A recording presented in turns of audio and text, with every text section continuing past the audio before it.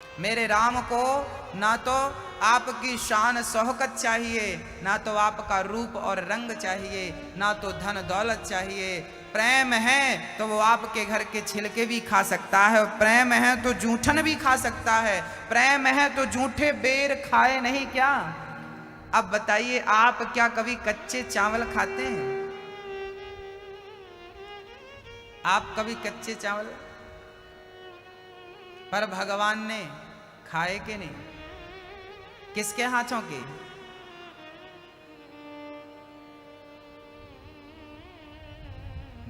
भाव का भूखा हूं मैं, भाव ही एक सार है,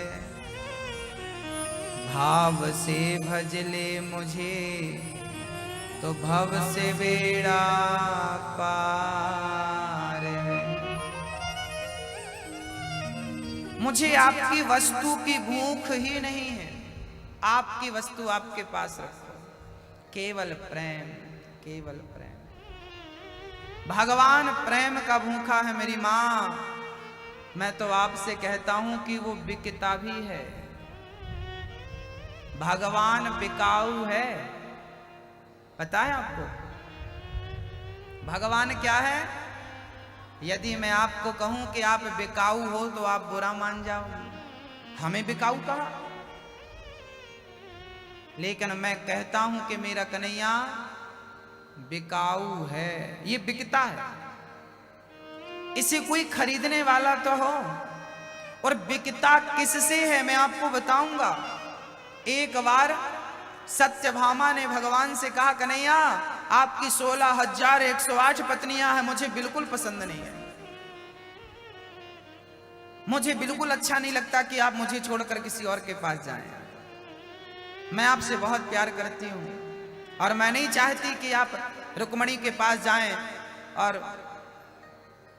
बाकी पत्नियों के पास जाएं, लक्ष्मणा के पास जाएं, मैं नहीं चाहती। कन्हैया बोले, सत्यभामा मैं तुमसे भी बहुत प्यार करता हूं,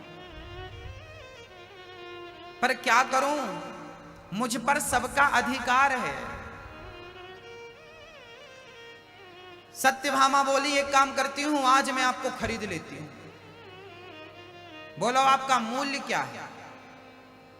भगवान बोले, तो फिर जो आपके पास है, मेरे वजन का धन यदि तुम्हारे पास हो तो मैं सदा सदा के लिए तुम्हारा बनने को तैयार हूं, मैं बिक जाऊंगा। तराजू बांधी गई, सारे द्वारिका वालों को बुलाया गया कि भाई कन्हैया ने वादा किया है कि मैं आज से सत्यभामा का हो रहा हूं, बाकी पत्नियों के पास कभी नहीं जाऊंगा। अब सारी पत्नियां टुकुर टुकुर देख रही हैं। अब सत्यभामा ने तराजू बांधी, सारी प्रजा इकट्ठी थी। एक पलड़े पर मेरा कन्हैया बैठ गया और दूसरे पलड़े पर सत्यभामा के पास जितना जेवर था उसके पास बहुत था। अब भाई भगवान की पत्नी है, कई कुंटल सोना तराजू पर रख दिया, पर भगवान का पार सोना कहां पाते। देखते ही देखते सत्यभामा के पास जितना सोना था सब खत्म। हाथ की चूड़ी उतार दी, माथे की बिंदिया उतार दी, कान के बाले उतार दे, पांव की पायल उतार दी, पूरा शरीर आभूषणों से मुक्त हो गया। फिर भी कन्हैया तुलने को तैयार नहीं। रोने लगी सत्यभामा। कन्हैया, अच्छा कन्हैया ने शर्त रख दी थी कि यदि मैं तुल गया तुम्हारे सोने से तो मैं तुम्हारा हो जाऊंगा, और यदि नहीं तुल सका तो फिर मैं तुम्हारा, अभी जितना अधिकार है वो भी खत्म, जाओ फिर दूसरा ढूंढ लेना कोई। ये बात हुई थी। अब सत्यभामा को लगा कि राम राम, मैंने सारा सोना रख दिया, मेरा तो सब खत्म, फिर भी कन्हैया तुल ना पाए। सत्यभामा की आंखों में आंसू आ गए, चरणों में गिर पड़ी, रुक्मणी मां के चरणों में गिर पड़ी। बहन आप मेरी लाज बचाओ, मेरा सुहाग, मैं नहीं चाहती कि केवल ये मेरे रहे, सबके रहे, पर मेरा भी जितना अधिकार था उतना तो रहे, अब तो वो भी जाने वाला है। चरणों से लग गई रुक्मणी मां के। तब रुक्मणी मां ने तुलसी का पत्ता दे दिया। याद रखिएगा, तब रुक्मणी माँ ने इस तुलसी का पत्ता दे दिया और तुलसी का पत्ता देकर कहा कि देवी वो कन्हैया है, शायद तुमने उन्हें अभी तक पहचाना नहीं। जब सत्यभामा को तुलसी का पत्ता मिला तो सत्यभामा ने कहा, बहन इतना सारा सोना उससे नहीं तुल सका तो कैसे तुलसी के पत्ते से कन्हैया तुल जाएगा। तब रुक्मणी ने कहा, तुमने कृष्ण को पहचाना ही नहीं, सोना चांदी वाला इसे कभी नहीं खरीद सकता, पर प्रेम का पत्ता रखने वाला इसे खरीद सकता है। और जो तुलसी का पत्ता तराजू के दूसरे पलड़े पर रखा, भगवान का पलड़ा ऊपर हो गया और सोने का पलड़ा नीचे हो गया, तुल गए भगवान। वस्तु से भगवान को कभी नहीं खरीदा जा सकता, वस्तु से भगवान तक कभी नहीं पहुंचा जा सकता, पर प्रेम का एक पत्ता भी यदि भगवान को चढ़ाया है तो वो स्वीकार है भगवान को। प्रेम ही चाहिए, प्रेम ही चाहिए, वस्तु नहीं चाहिए। वस्तु का घमंड कभी मत दिखाना। मैं तुम्हें ये दे सकता हूं, अरे तुम भगवान को क्या, उनको कमी क्या है? आपके सोने चांदी हीरा मोती की क्या मेरे कन्हैया को कमी है? वो आपसे क्या चाहता है? वो बिक सकता है, आप खरीद सकती हो, पर क्या होना चाहिए खरीदने के लिए? कौन सा धन होना चाहिए? पायो जी मैंने राम रतन धन पायो, पायो जी मैंने, एक बार जोर से बोलो, पायो जी मैंने। किसने कही ये बात? ये बात किसने कही? किसने? मीराबाई ने। मीरा जी ने कहा है कि मेरे तो भगवान हैं और मैंने राम नाम के धन से, प्रेम के धन से मैंने भगवान को खरीद लिया। और सच्चा प्रेमी भगवान को अपने अधीन कर लेता है। अहम भक्त पराधीना यस्वतंत्री वध्वजा, भगवान भक्तों के अधीन हो जाते हैं।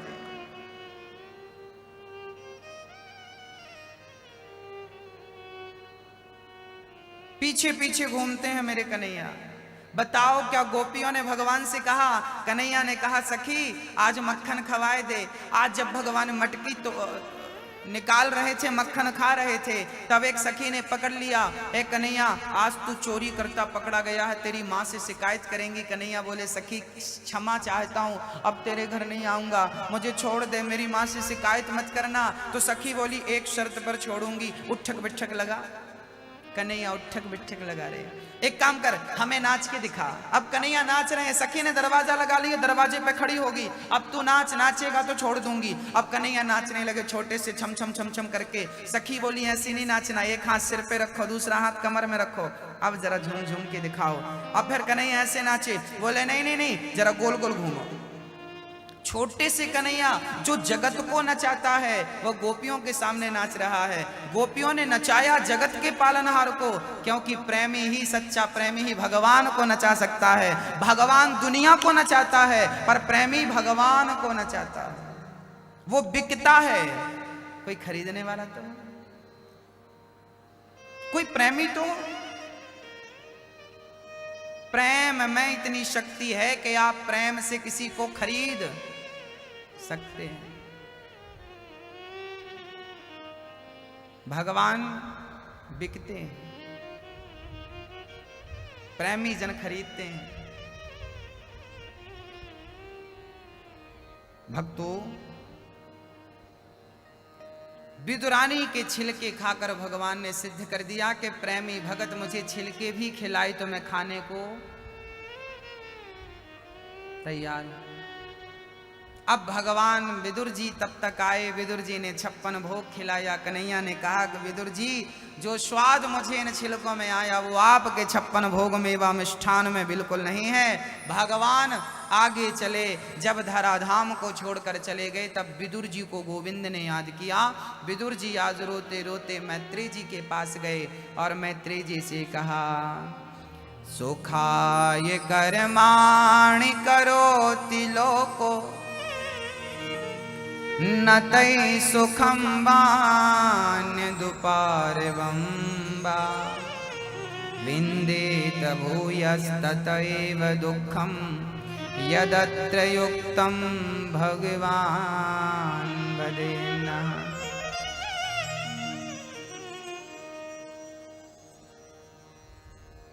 सारी दुनिया सुख के लिए प्रयास करती है। विदुर जी ने प्रश्न किया मैत्री जी से, सारी दुनिया सुख चाहती है पर मिलता क्या है? दुख। ऐसा क्यों? ऐसा क्यों होता है ना? आप कभी नहीं चाहते कि आपको बुखार आए पर आ जाती है। आप कभी नहीं चाहते नुकसान हो जाता है। आप कभी नहीं चाहते कि हमें दर्द हो, पीड़ा हो, पर होता है। दुख मिले पर मिलता है, क्योंकि संसार का नाम ही दुखालय है। संसार का नाम क्या है? दुखालयम।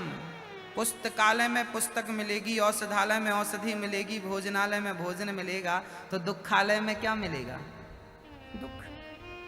यहां पर जन्म से लेकर मृत्यु तक व्यक्ति सुख की कामना करता, अब सुख मिलेगा, अब सुख मिलेगा, अब सुख मिलेगा। मिलता कभी नहीं है। शादी नहीं हुई तो लगता है शादी हो जाएगी तब बड़ा सुख मिलेगा। शादी हो गई, कहो भाई सुखी हो? महाराज पहले ज्यादा सुखी थी। अब शादी हो गई है, चलो सुख है, पर 4 साल हो गए कोई संतान नहीं है। संतान हो जाए बड़ा सुख मिलेगा। संतान हो गई, अब सुखी हो? महाराज जी बेटा बड़ा नालायक, पढ़ता लिखता नहीं, काहे के सुखी है? बेटा पढ़ लिख गया, डॉक्टर बन गया, अब सुखी हो? महाराज बढ़िया सी बहू मिल जाती तब सुखी हो जाते। बहू मिल गई, अब सुखी हो? महाराज पोता नहीं हो रहा। पूरी जिंदगी सुख के इंतजार में निकल गई। सुख किसे मिला बताओ? हां, आप लोगों को सुख मिला है, भोगों का सुख मिल गया। संसार के तुच्छ से भोगों को भोग लिया, आहा हा बड़ा सुख है। कुछ लोग इसी में ही सुख मानते हैं, बड़ा सुख है। खाने को बढ़िया बढ़िया मिल रहा है, लोगों को लग रहा बड़ा सुख है। ये सुख नहीं है। अच्छा, गुड़ खाने वाले को ना पता ही नहीं चलता कि रबड़ी कितनी स्वादिष्ट होती है, और रबड़ी का स्वाद मिल जाए ना तो गुड़ फीका लगने लगता है। हाँ या ना? हाँ, जैसे रबड़ी के मिलते ही गुड़ फीका लगने लगता है, ऐसे आप लोगों को संसार के विषय मिल गए, भोग मिल गए, आपको लगता है ये बढ़िया है। जिस दिन भक्ति का सुख मिल जाएगा ना तो संसार के सुख गुड़ की तरफ फीके फीके नजर आएंगे। भक्ति का और प्रेम का वो सुख तो रबड़ी के सुख जैसा है। आपको उस सुख का अभी लगा नहीं है चस्का, लग जाएगा ना तो फिर ये सब फीका नजर आएगा। हाँ, इसलिए कहता हूं अभी भी कुछ नहीं बिगड़ा, अभी भी हरि भजन में लग जाओ। मैं ये नहीं कहता कि सब छोड़ दो, सबके बीच में रहकर भी गोविंद को याद करो। विदुर जी ने प्रश्न किया, भगवान संसार क्यों बनाते? मनो शत्रुपा की रचना, शरीर के द्वारा प्राकट्य। मनो शत्रुपा की 3 बेटियां और 2 बेटे हुए, आकुति, देवहूति, प्रसूति। आकुति का विवाह रुचि प्रजापति से, देवहूति का कर्दम जी से, प्रसूति का दक्ष प्रजापति से। आकुति के घर में यज्ञ भगवान हुए, देवहूति के घर पे कपिल भगवान हुए। मां देवहूति के पुत्र हुए हैं। पहले तो 9 बेटियां हुई, कर्दम जी से देवहूति का विवाह हुआ। मनु जी महाराज कर्दम जी के चरणों में चले गए, महाराज मेरी बिटिया को स्वीकार करो। कर्दम जी ने बेटी से विवाह कर लिया, देवहूति का कर्दम जी से विवाह हुआ। और कर्दम जी बोले, देवी तुम बैठना, मैं जरा ध्यान लगाता हूँ। वो भगवान का चिंतन करने गए तो ऐसी समाधि लगी कि 40 वर्ष बीत गए, ध्यान नहीं खुला। 40 वर्षों तक देवहूति माँ बैठी रही और अपने पति की निरंतर सेवा करती रही। कोई और पत्नी होती तो भाग जाती।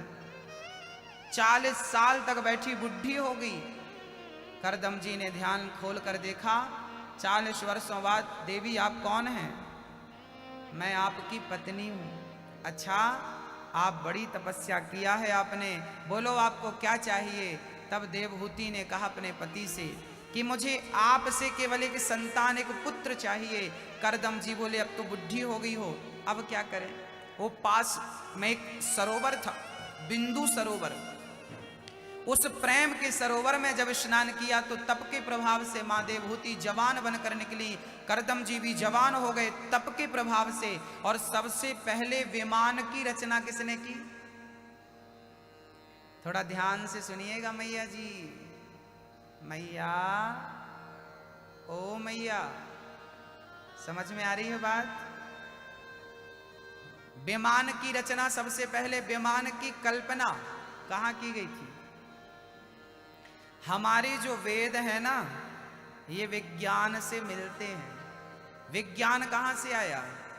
हमारे वेदों से विज्ञान निकला है।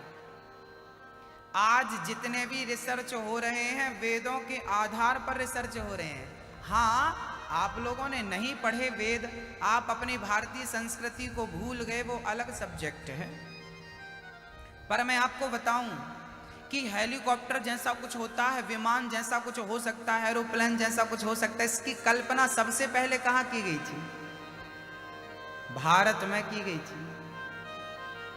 हमारे वेद पुराणों में लिखा था कि रावण के पास पुष्पक विमान था या नहीं? तो विमान जैसा कुछ होता है, इसकी कल्पना कहां की गई? हमारे भारत में की गई। जब कल्पना की गई तभी तो उसको बनाने का काम शुरू हुआ, उसमें रिसर्च चालू हुआ और फिर विमान बनकर तैयार हो गया। तो विमान सबसे पहले, हमारे वेद वैज्ञानिक हैं, हमारे ऋषि मुनि बड़े वैज्ञानिक थे, सब जानते थे वो। आज बच्चे वेद का खंडन करते हैं। आजकल के नौजवान विज्ञान पढ़ लेते हैं, विज्ञान की 2-4 बुक पढ़ लेते हैं, 2-4 पन्ने पढ़ लेते हैं, अपने आप को साइंटिस्ट समझने लगते हैं, मैं बड़ा वैज्ञानिक हूं।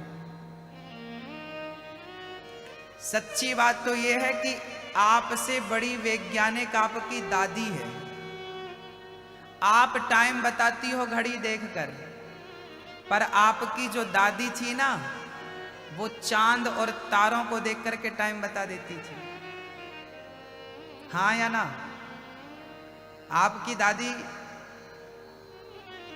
आज लोग घड़ी देखकर टाइम बताते हैं, पहले हमारी दादी, हमारी खुद की दादी दिन में सूर्य का प्रकाश नाप करके टाइम बता देती थी कितना बज गया। आज के बच्चे विज्ञान पढ़ करके जो हासिल कर रहे हैं, हमारी बूढ़ी माएं, अनपढ़ माएं पहले सब जानती थी, पहले का विज्ञान वो सब जानती थी, है ना? सब जानती थी। भक्तों, वेदों में सब चीज है। आकाशवाणी होती थी, ये बात कहां लिखी है? हमारे वेदों में लिखी है, हमारे पुराणों में लिखी है। पृथ्वी गोल है या चपटी है? बताओ क्या है? पृथ्वी क्या है, गोल कि चपटी? पृथ्वी गोल है। यह बात वैज्ञानिकों को कब पता लगी? पृथ्वी गोल है, यह बात वैज्ञानिकों ने कब कही थी? पता है आपको? पता नहीं। पृथ्वी गोल है, यह बात 1930 में कही गई थी। पहले नासा के वैज्ञानिकों ने माना था कि पृथ्वी चपटी है, क्योंकि बाइबल में लिखा है कि पृथ्वी चपटी है। बाइबल में क्या लिखा है? बाइबल में लिखा है कि पृथ्वी चपटी है, जबकि हमारे वेदों में लिखा है कि पृथ्वी गोल है। पहले लोग पृथ्वी को चपटी मानते थे, जब पहली सैटेलाइट छोड़ी गई और उसके आधार पर देखा गया तो पता चला कि पृथ्वी चपटी नहीं है, पृथ्वी तो गोल है। पृथ्वी गोल है, ये बात वैज्ञानिकों को अभी पता चली। हमारे शास्त्रों ने हजारों साल पहले कह दिया था कि पृथ्वी गोल है। कह दिया था कि नहीं? आपके वेदों में लिखा है कि पृथ्वी गोल है। विज्ञान जहां तक आज पहुंचा है, हमारे शास्त्रों ने वो बात पहले कह दी है। काश आपने शास्त्रों को पढ़ा होता तो विज्ञान की बात को आप समझ पाते। आप पढ़ते नहीं है ना, पढ़ा करिए।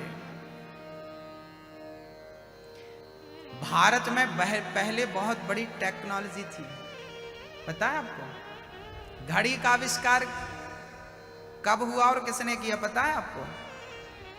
घड़ी का आविष्कार करने वाले का नाम था 10-10, इसलिए नई घड़ी में 10:10 रहता है 10-10, क्योंकि उसको बनाने वाले का नाम ही था 10-10।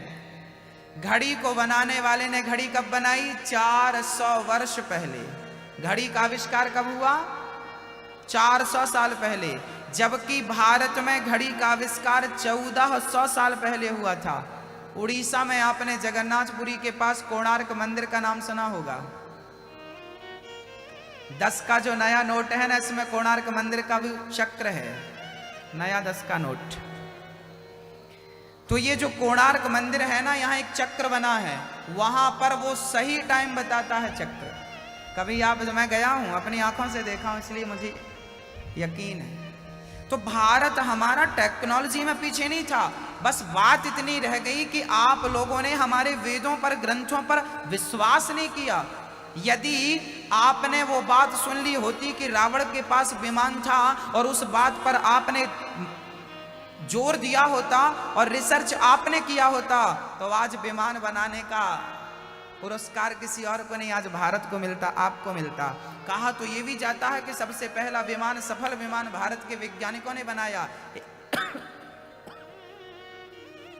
एक संत जी ने बनाया, बाद में वो ड्राइंग चुरा ली और वो नाम चलिए। ये तो वेद विज्ञान है।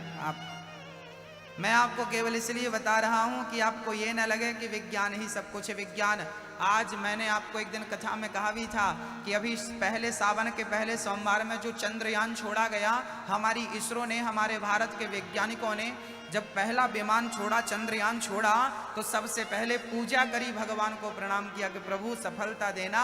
मतलब विज्ञान भी मानता है कि हमारे ऊपर भी कोई बैठा है, उसका नाम भगवान है। आप कितनी भी तरक्की कर लो, पर कहीं ना कहीं चाबी उसी के हाथ में है। हाँ, इसलिए कभी आप ये ना कहें कि मैं बहुत पढ़ा लिखा हूं। कई लोग ना विज्ञान पढ़ने वाले ईश्वर पर बिलीव नहीं करते, इसलिए मुझे ये सारी बातें कहनी पड़ती हैं। थोड़ी सी तुम पुस्तक क्या पढ़ ली, अपने आप को बड़ा मानने लगे। हाँ,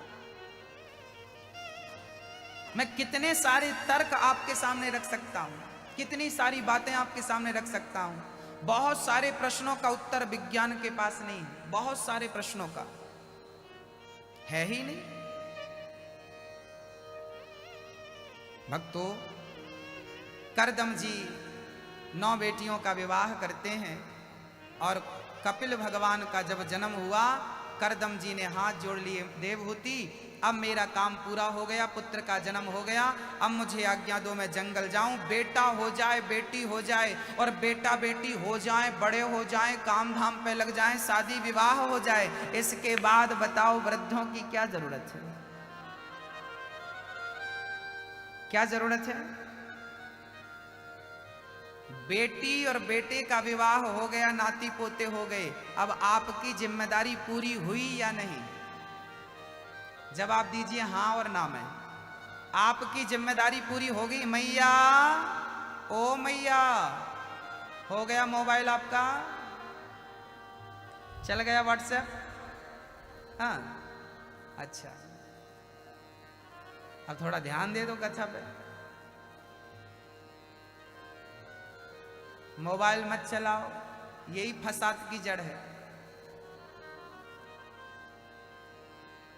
कपिल भगवान को मां देवहूति ने आज प्रणाम किया और देवहूति ने कहा, निर्विण्णाम नितराम भूमन षदिन्द्रिय तर्षणात् येन संभाव्यमानेन प्रपन्नान्धं तमः प्रभु। मां देवहूति ने कहा, प्रभु के मुझे पति मिला तो राजा मिला, पुत्र मिला तो आप जैसा, पति मिला तो करदम जैसा, पर मैं मन से पूछती हूँ, रे मन तेरा पेट भरा? मेरा मन कहता है कि मेरा पेट नहीं भरा। कपिल भगवान से मां देवहूति ने हाथ जोड़कर कहा कि प्रभु बताइए कि मुझे ईश्वर कैसे मिले और मेरा मन कैसे वश में हो। तब कपिल भगवान ने कहा, मां, सारी फसाद की जड़ ये मन है। यदि मन आपका वश में है तो ये मन आपका सबसे बड़ा दोस्त है, और मन आपके वश में नहीं है तो ये मन आपका सबसे बड़ा दुश्मन है। आपका मित्र कौन है? मन। आपका दुश्मन कौन है? मन। मन अनुकूल है तो मित्र है, प्रतिकूल है दुश्मन है।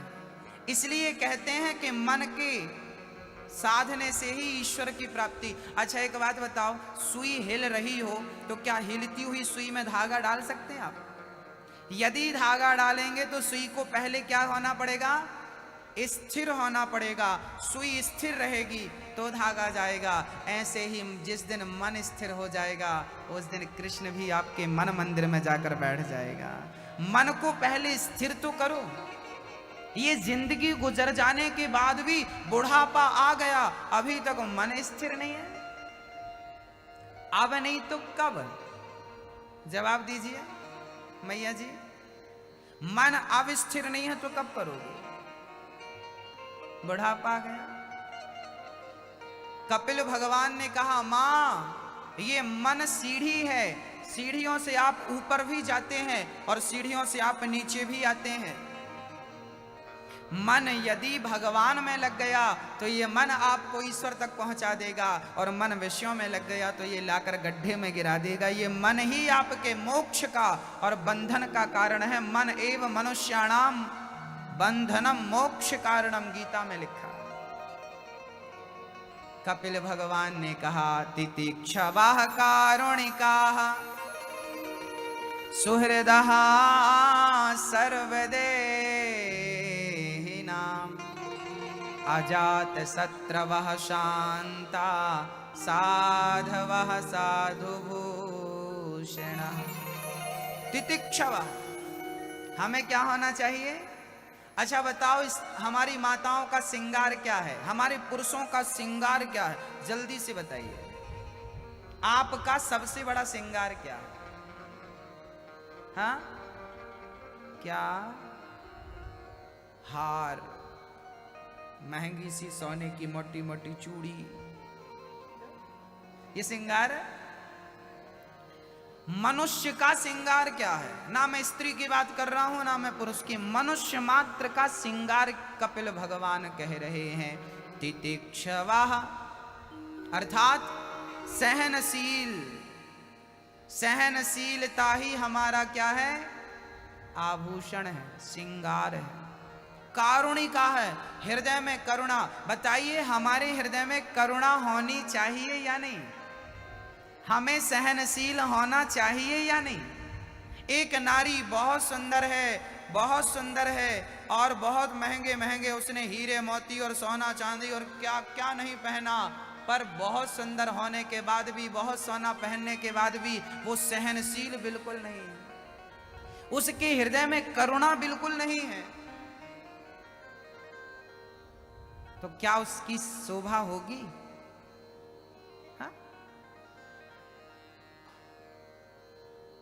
अच्छा, आप हमें से ही चिड़चिड़ाते रहो, सबसे घृणा करो, ए तुम भी दूर रहो, तुम भी दूर दूर रहो, दूर। आप सबसे घृणा करें तो अच्छा है या सबसे प्रेम करें तो अच्छा है? क्या अच्छा है? सबसे प्रेम। सबसे घृणा करने वाला महान है या सबसे प्रेम करने वाला? प्रेम करने वाला। यदि सबसे प्रेम करने वाला महान है तो आपको किसने रोका है? सबसे प्रेम करिए, किसी से घृणा मत करिए। हमारा श्रृंगार, हमारे पास सोना चांदी हीरा मोती सब कुछ है, पर हमारे हृदय में करुणा नहीं है, सहनशीलता नहीं, बेकार, सब कुछ बेकार। कपिल भगवान कहते हैं कि हमारा इंसान का, मनुष्य का सबसे बड़ा श्रृंगार है उसकी सहनशीलता। एक संत जी गंगा स्नान करके आ रहे थे, एक दुष्ट व्यक्ति ने उनके मुंह पर थूक दिया। संत जी तुरंत गए और जल्दी से गंगा स्नान फिर से बनाया। दूसरी बार मुंह पे थूक दिया, तीसरी बार फिर थूक दिया। संत जी बार बार गए गंगा में डुबकी लगा के आए, फिर थूक दे, फिर डुबकी लगाए, फिर थूक दे, फिर डुबकी लगाए। चेलों ने कहा गुरुजी आप आज्ञा दो, इसकी हड्डी पसली तोड़ देते हैं। गुरुजी बोले बेटा इसके जैसे तुम भी हो जाओगे तो इसमें और तुम में अंतर क्या रहेगा, इसलिए हमें इसके जैसा नहीं बनना। देखते हैं कि ये अपनी जिद नहीं छोड़ता, जब ये अपनी बुरी आदत नहीं छोड़ता थूकने की, तो मैं क्षमा करने की अच्छी आदत कैसे छोड़ दूं। जब ये अपनी आदत से लाचार है तो मैं भी अपनी आदत से लाचार हूं। जब दुष्ट अपनी दुष्टता नहीं छोड़ता तो सज्जन को अपनी सज्जनता छोड़ देनी चाहिए ना।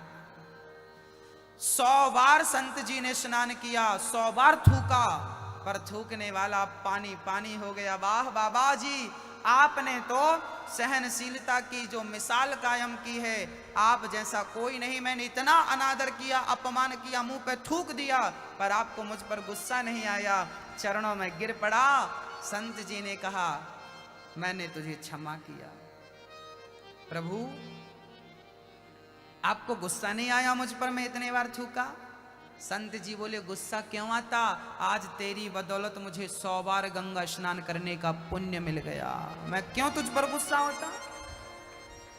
बुराइयों में भी अच्छाइयां खोजने का प्रयास किया करिए। हर जगह अच्छाई होती है, बस देखने वाला होना चाहिए। सहनशील बनो। कपिल भगवान ने कहा मां भक्ति का स्वरूप क्या है, कपिल भगवान से मां देवहूति ने पूछा। कपिल भगवान ने कहा मां सेवा ही भक्ति है। सेवा क्या है? सेवा ही भक्ति। भज सेवायाम धातु से भक्ति बनती है। सेवा मतलब भक्ति। सबकी सेवा करिए। क्यों करें सबकी सेवा? क्योंकि सब में कौन है? सब में भगवान है। यदि आपने इनकी सेवा करी तो वो इनकी सेवा नहीं है, भगवान की सेवा है। जिसकी भी सेवा करो इस भाव से कि ये व्यक्ति नहीं, व्यक्ति के रूप में भगवान है, ये भगवान की सेवा है। जाकी रही भावना जैसी, प्रभु मूरत देखी तिन तैसी। यदि मैं आपके घर आ जाऊं भीख मांगने के लिए, तो आप मुझे देखेंगे और कहेंगे वाह हट्टा कट्टा कमा के खाता नहीं है, भीख मांगने चला। आप लोग यदि आपके द्वार पे कोई आ जाता है ना भीख मांगने, तो आप सबसे पहले यही सेंटेंस कहते हैं कि हट्टा कट्टा है, कमा के खाना चाहिए, भीख क्या मांगता। सही है ना? अक्सर लोग ये बात कहें ना कहें पर मन में आती है, और आपकी बात बिल्कुल सही है कि हट्टा कट्टा कमा के खा, भीख क्या मांगता। परंतु परंतु परंतु आपके द्वार पर यदि कोई आया है तो आपका धर्म ये नहीं है कि आप उसे उपदेश दें। आपका धर्म है कि भूखे को भोजन देना है और प्यासे को पानी देना है। वो कोई हो, ना जाने किस रूप में नारायण मिल जाए। आप उपदेश मत करिए उसको कि भाई तू कमा के खा। हो सकता है भगवान इस रूप में आए हो आपके घर, और आपको 2 रोटी ही तो देनी है। कौन सी पूरी जमीन उसके नाम करनी है? पूरी प्रॉपर्टी दे रहे हो क्या? हाँ, 2 रोटी दे दो, हिसाब खत्म पूरा। आप अपना फर्ज निभाइए। यदि आपने उस भिखारी के रूप में भगवान को देखा तो वो दुनिया के लिए भिखारी होगा, पर आपने भगवान को देखा उस भिखारी में तो वो आपके लिए भगवान होगा, और आपको फल भी वही मिलेगा भगवान को खिलाने का।